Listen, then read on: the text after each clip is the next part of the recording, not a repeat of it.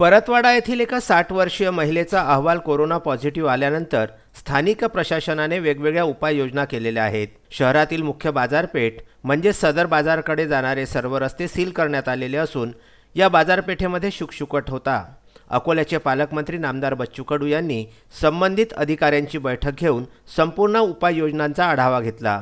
दुपारी 1:30 वाजताच्या दरम्यान जिल्हाधिकाऱ्यांनी प्रतिबंधित केलेल्या क्षेत्राची पाहणी केली व संबंधित अधिकाऱ्यांसोबत चर्चा करून त्यांना मार्गदर्शन केले।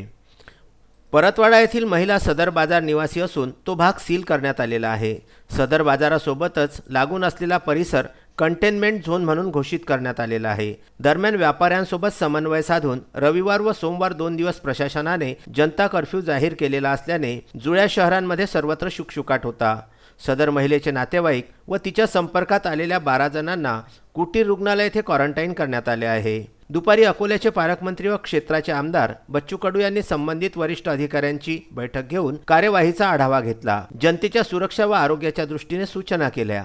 तर दुपारी 1:30 वाजताच्या दरम्यान जिल्हाधिकारी शैलेश नवाल यांनी कंटेनमेंट झोन व प्रतिबंधित भागाची पाहणी केली। अचलपूर नगरपालिका क्षेत्रांतर्गत सध्या 1654 व्यक्ती क्वारंटाईन असून कल्याण मंडपम येथे 10, कुटीर रुग्णालय येथे 12 तर 1632 संशयित होम क्वारंटाईन करण्यात आलेले आहेत। तालुक्यामध्ये 22 संशयित होते, पण त्यातील 11 संशयितांची शनिवारी मुक्तता करण्यात आली। संशयित असलेल्या क्वारंटाईनपैकी बहुतांशी नागरिक बाहेर गावावरून येथे आलेले आहेत। शहरातील आधी 46 व्यक्ती हा क्वारंटाईन होते। त्यांनी 14 दिवसाचा कालावधी पूर्ण केला।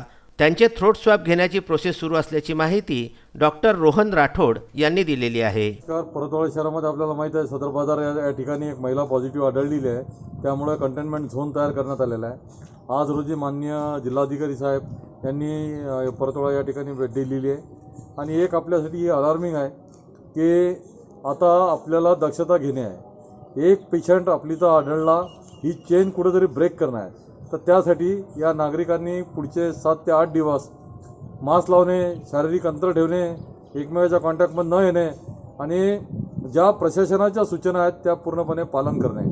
आज आम्ही पाहिलेलं आहे की हा जो एरिया भयानक चौक, तिलक चौक, पोलीस स्टेशनच्या पासून आणि सदर बाजार, गुजरी बाजार या ठिकाणून जो बंद केलेला आहे त्या ठिकाणी बंद केला आहे, बॅरिकेड्स लागलेले आहेत, तरी काही लोकांना त्या ठिकाणून जाण्याची इच्छा अनावर होत आहे।